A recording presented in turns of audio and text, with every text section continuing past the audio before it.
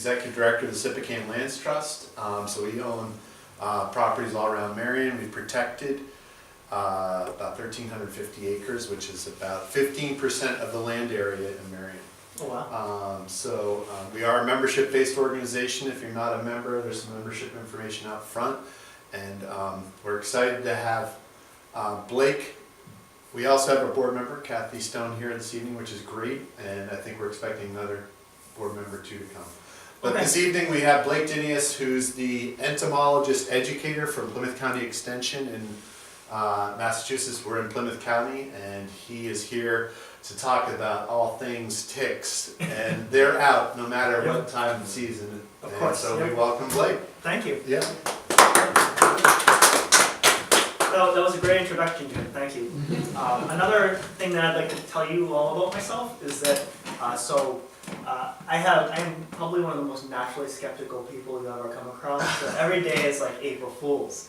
And when I got this position as the entomologist educator, my predecessor, Larry Dapsis, who's been delivering this kind of education on the Cape, he was like, you should do this, Blake, and then do that, and here's this and this. And then Alison DeMong, she's a selectman in the town of Norwell, telling me the same thing.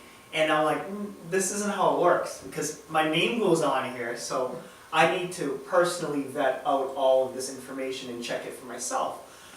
Before I got this job, I actually worked in research for about 7 years, so I'm pretty familiar with the way studies work and how to check them. And just because something's published doesn't necessarily make it factually true. And a lot of times you hear these things, a study says this, a study says that. Well, when I hear that, what goes off in my head is, what was the replication, what stats were run, what is going on with this study? Is it something you can believe? Was it published in a reputable journal? All of these things make a difference. Just like you can't trust National Enquirer versus whatever news media outlet you like, whichever one you prefer, studies are very much the same way. So moving on, going along with this whole study thing, we've got this big thing, fake news, that kind of gets touted a lot. And it doesn't matter what you read this past year, the Scientific American, New York Times, Fox News, CNN, they all kind of said the same thing. They were saying, ticks are really, really bad. They're terrible. Diseases triple since 2004 in the US, and people want to come, they come to me and they say, what's going on? What's really going on? What can I actually believe? And so we had this report come out, it was actually released by the CDC, and they were saying diseases had tripled since 2004, and they were saying all this crazy stuff. So if you look at this graph, it kind of looks like, diseases have really gone up, but when you really, really focus on it, the tripling is all due to 2016, this massive spike right here. So taken as the whole entire thing, as a summary, yeah, they triple, but when you really look at it, it's this 2016. What happened then? We had Zika was first reported, and you had this massive spike, almost 42,000 cases. But 37,000 of those cases happened in U.S. territories that they were then lumping into U.S. data. All this things are so bad, but most of those cases were this rogue disease that were happening in territories. They weren't happening in the United States, especially places like Massachusetts. And without Zika, if you pull out that data, what you'll find is that data about mosquitoes is not really surging, and it hasn't tripled since 2004. It stayed relatively level. 2004 here, 2016 here, doesn't really increase. You get some spikes here and there, sometimes it's lower, sometimes it's higher. Overall, mosquitoes haven't changed too much, and that's the nature of mosquito diseases. You get a new virus or new strain, you get the spike, and then it kind of goes down. And if you follow this out, and they conveniently stopped in 2016, they had data on 2017 and 2018 that they didn't publish in here, but you'll see Zika falls right down after that point. They just very conveniently chose 2004 and 2016. So very, very important to look at this when it comes to studies. But if you follow ticks, on the other hand, they're consistently high, and they very consistently, that's the light blue bar, by the way, they very consistently make up the bulk of all vector-borne diseases. So you got 82% in 2004. It went down a little bit in 2016 because of Zika, but if you pull out Zika, you get 81% here. And sometimes you get numbers like in 2014, ticks made up 94% of all vector-borne diseases in the United States. What's a vector? That's a good question. So what they classify vector-borne diseases are, one, they have to be reportable to the CDC. So something like Chagas disease transmitted by kissing bugs, that's not reportable, so that doesn't get counted here. Second thing is it has to be transmitted by an arthropod vector, so something transmitted by mosquitoes, ticks, fleas. Those are really the three big ones that they are nationally reported on. So it comes from, it's basically you get bit by an insect, you can get a disease, they call that vector-borne disease. And then the CDC dictates what they actually constitute as reportable. So there are a lot of diseases that float out around there that you may get that are not nationally reportable. They don't get counted in that big lump. But if you hone in on those diseases, all the tick-borne diseases, what you actually tend to find if you fall back beyond 2004 is that tick-borne diseases are on this kind of upward trend. The green here is Lyme disease. And sometimes it goes down, sometimes it goes up, but you can, right in here, right in the 2000s, drastically different from what it was in the 90s. And then you get things like anaplasmosis and babesiosis. Does anyone know what those diseases are? We had it last year. Those used to be like non-existent here, and they're on that same kind of upward trend. And we'll get into a little bit about what babesiosis is later down the road. But you can see that here, and then there are actually 7 other tick-borne diseases that are not nationally reportable that we're not tracking, so we don't really know what that trend, what that scale looks like when it comes to those diseases. But then all of those diseases, all the tick-borne diseases, what I said, the 92, 80, 88 to 92% of all vector-borne diseases, those are focused in 2 locations right here. So you've got New England here, and then the upper Midwest. And this is what it looked like in 2001, and you can see that kind of fan out, but it really stays relatively in the same spot that it's always been. So the majority of all these vector-borne diseases are occurring right here at home. When you look at this, Massachusetts, that's completely dark blue. Each dot represents one case. That's completely shaded in. So how bad is it actually? I showed you a lot of pictures, a lot of graphs. So let's get some numbers to this. So high incidence rate, what is that? So that's the rate that a disease is recorded. And that's what it's like a percentage. So it's out of 100,000. So when you have an incidence rate of 10 out of 100,000. And this is a magical number that the CDC kind of threw out there as this is when we need to be aware, this is when we're scared, this is a bad thing. When it gets to 10 or above, then the CDC is like, okay, let's do something about it. This is something we need to care about. So in 2014, that incidence rate was 7.9. And the reason I'm using 5-year-old data here is because when you followed it to 2015, 2016, 2017, a lot of the data isn't compiled down enough yet. They haven't really put that together yet in a way that you can really break it down. So I wanted to compare apples to apples instead of 2014 to 2016 data in some spots. I wanted all 2014 data.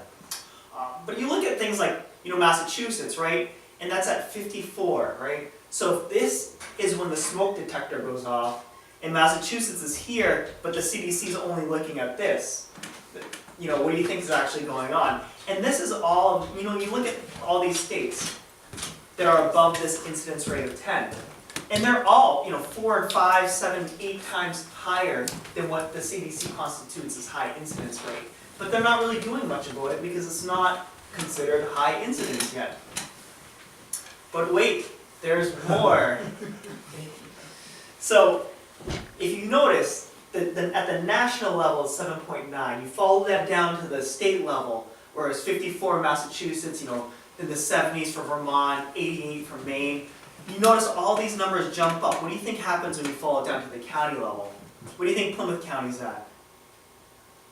50? 52. About 109, so it doubles. Because there are areas in Massachusetts that bring that average down. So you've got some places like, out west, out western Mass, like the Berkshires. You might think that them being more outdoors and that kind of thing, that would actually, there'd be a lot of ticks, but that actually brings the average down. And then places like, Nantucket, Dukes, Plymouth, we bump that up. And so you might be scratching your head thinking, if it's more rural, more outdoorsy there, wouldn't that be more ticks? And then the suburban area, shouldn't there be fewer ticks? And then urban have the least amount of ticks? But we're not actually seeing that pattern.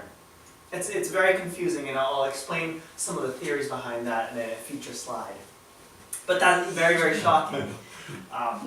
So there are 30,000 cases of Lyme reported annually to the CDC. Yes, in the whole country. In the whole country. And so how many people in this room know someone who's had Lyme disease? Either themselves or someone else. So, yeah, that's me. Yeah, I know a lot of people who have Lyme disease. But for a case to count, it needs to meet certain criteria. And so a lot of people looked at that number and they're like, you know, out of the entire United States, it's like 425 million people, 30,000 cases of Lyme. You gotta be kidding me. And the CDC fessed up and they admitted to this and they said, no, that 30,000 number is probably actually about 10 times higher. But they still don't publish that. They just say like, no, it's probably 10 times higher. It's based on what they consider a reported case is based on very strict criteria. And a reported case has to meet that. So if you go into your doctor's office and you say, I was bit by a deer tick, and it was on there for maybe 2 or 3 days and it's really big and fat, and that doctor gives you some prescription for doxycycline and sends you on your way, and you also had like fever and chills and joint aches, that doesn't count as a case of Lyme disease. That's not reported to the CDC. Because the criteria are things like you have to have a bullseye rash, or you have to meet positive blood testing for that. If you, in the absence of a bullseye rash, you'd have to trigger a positive test. But if your doctor just knows you have Lyme or wants to play on the safe side, it doesn't count as a reported case. They don't report that. So they're missing a lot of cases, and when you talk with doctors that are kind of in the biz, that have been practicing this for a while, any doctors around here, they may even say that this number is still low. They think it might be higher, upwards of 1 million cases, maybe even higher, maybe even more than 1 million cases. And when you remember that map, all focused here in Massachusetts, it's crazy. And then that 7.9 turns into 79, that 54 turns into 540, and the 109 incidence rate for Plymouth turns into 1,090. That's absolutely absurd. So what's going on? You know, a lot of times people come up and they say, when I was a kid, we never had to worry about ticks. And I know that because when I was a kid, I might look young, but when I was a kid, I also didn't really have to worry about ticks. We just had what I used to call the wood tick. And that was, I remember running to my dad with that. I'd get so scared and he'd put it on the table and he'd smash it. I'd feel vindicated and super powerful. But you know, what's going on? So why this surge? When you looked at that graph, why is it increasing from the 1990s all the way upward? You know, are doctors more aware of it? Is this something that has always existed, but doctors are just more aware of it now? Or are, you know, are doctors just being, you know, better at it? You know, are there more cases being diagnosed? Are there actually more cases occurring? So we don't, you know, we don't actually know. You know, it could also be to maybe more ticks, or maybe the ticks have higher infection rates too. So there are a few different factors that might be driving these incidence rates up. You know, doctors getting better at their jobs, or the risk being greater outside. So so pathogen host vector cycles, these are all really complicated and they're very specific. So I was told by a buddy, you know, they found Lyme disease in a mosquito, but that doesn't really mean anything because you could find a carrot in your stomach, but that doesn't mean a carrot's growing in your stomach. And the same thing is true for finding the Lyme bacteria inside a mosquito. It does not mean it's able to transmit. So these bacteria, these things that make us sick, they're complicated life cycles that go on with this. And one of the important things to understand with tick-borne diseases is that there are things called competent host reservoirs. So these are actually animals that are capable of getting the bacteria that causes these diseases, holding it on and letting that bacteria multiply in them, and then being able to pass that on to another tick that feeds on them. Not every animal is capable of this. So something like the deer that everyone really loves to hate when it comes to tick-borne diseases, if a tick that's carrying Lyme disease bites a deer, that tick will come off that deer squeaky clean, free of Lyme disease, and that deer will not get sick. And that's because there are some animals that are not competent host reservoirs. But the things that are things like mice, shrews, voles, chipmunks, a lot of ground birds like robins that feed on the ground. Those are also competent host reservoirs. If they get bit by a tick, they get the disease, and then they are like a typhoid Mary almost, passing that disease on to all these other ticks. So going back to the suburban America kind of thing, like why is it highest in these suburban communities? Well, this a man by the name